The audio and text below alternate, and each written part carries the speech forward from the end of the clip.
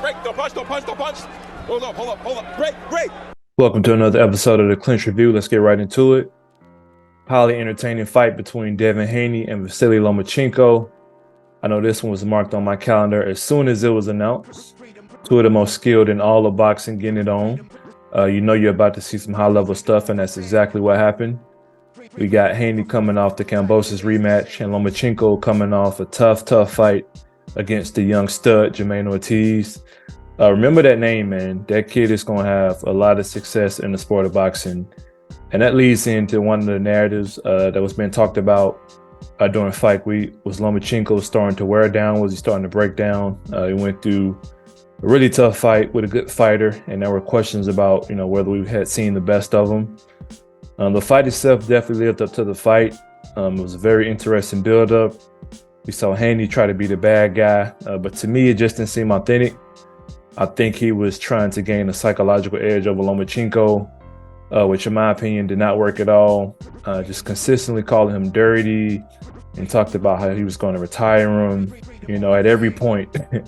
It was every interview, whether it was a question about Lomachenko or not, he made it a point to, talk about how dirty he was and how he was going to end his career.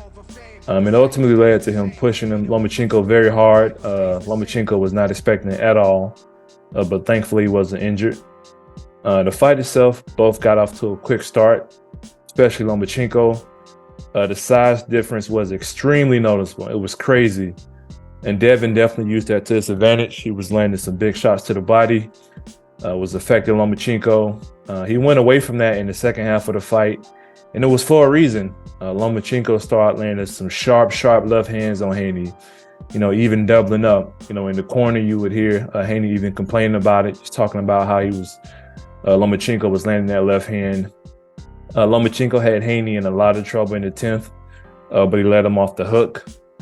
In the 11th and 12th round, Haney came out and bit down.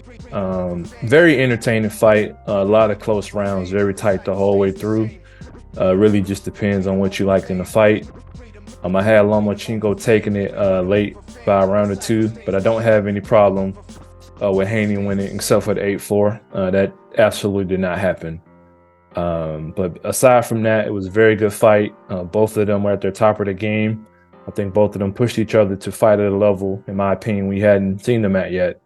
And that's what great fighters do. They rise to the occasion.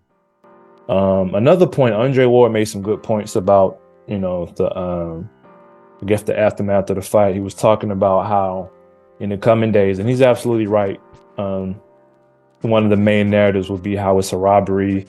And instead of, focusing on how great of a fight, that will, unfortunately be what people remember when talking about this fight. Definitely agree with that. The fans are very passionate in boxing. That's one way to put it. And unfortunately, that can, overshadow a very good fight. A lot of replay value. I hope it doesn't. Like I said, I think robbery is a bit too strong. But the fans are the fans, and that they'll have their opinions. But I just hope that doesn't get lost on what we saw. Some high-level stuff.